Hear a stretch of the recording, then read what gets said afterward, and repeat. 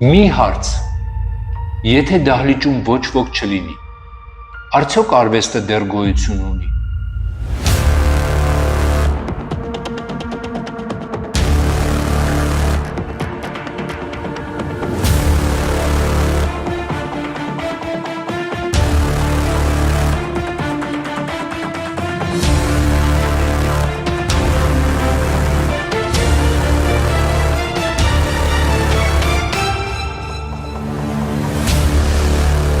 Ողջույն,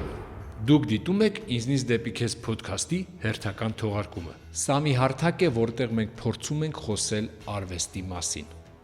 Ոչ թե որպես գեղեցիկ բառերի հավաքածու,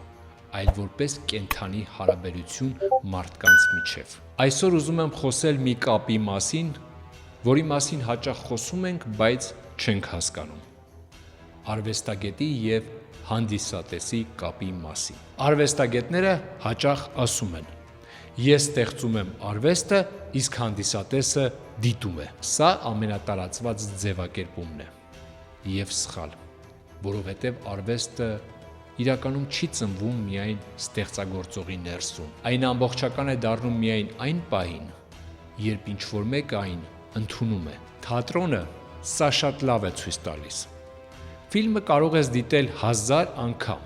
բայց այն մնում է միշտ նույնը, իսկ թատրոնը երբեք։ Մի երեկո դահլիճը լռում է, մի երեկո դահլիճը քեզ հետ շնչում է և հանկարծ նույն ներկայացումը դառնում է բոլորովին այլ բան։ Սա պատահական չէ։ Սա այն պահն է, երբ հանդիսատեսը դադարում է լինել դիտորդ և նա դառնում է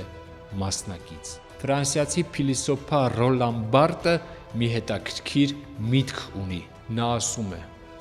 որ ստեղծագործության իմաստը չի ծնվում միայն հեղինակից, այն ստեղծվում է ընթերցողի կամ հանդիսատեսի մեջ։ Այսինքն,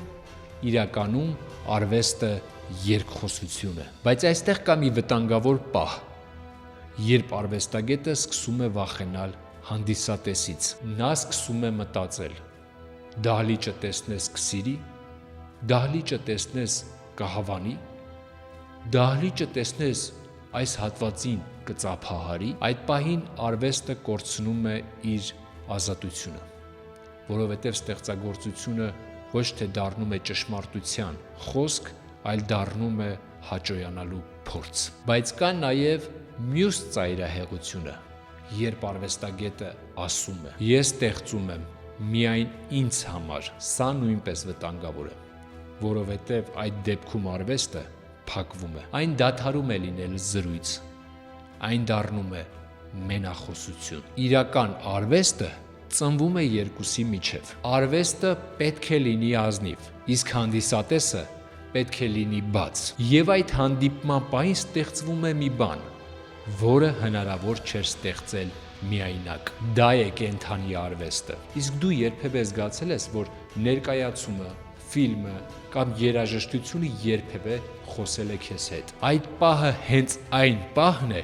երբ արվեստը իրականում աշխատում է։ Արվեստագետը միայնակ չի ստեղծում արվեստը։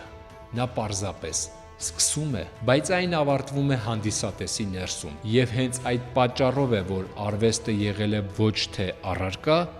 այլ հանդիպում։ Սա էլ «Ինձնից դեպի քեզ» փոդքասթի հերթական թողարկումն էր։ Եթե մեր այս զրույցը հետաքրքիր էր, կարող եք կիսվել ձեր ընկերների հետ, ովքեր մտածում են արվեստի և հանդիսատեսի կապի մասին։ Բաժանորդագրվեք էջին, որպեսզի բաց չթողնեք մեր հետագա թողարկումները։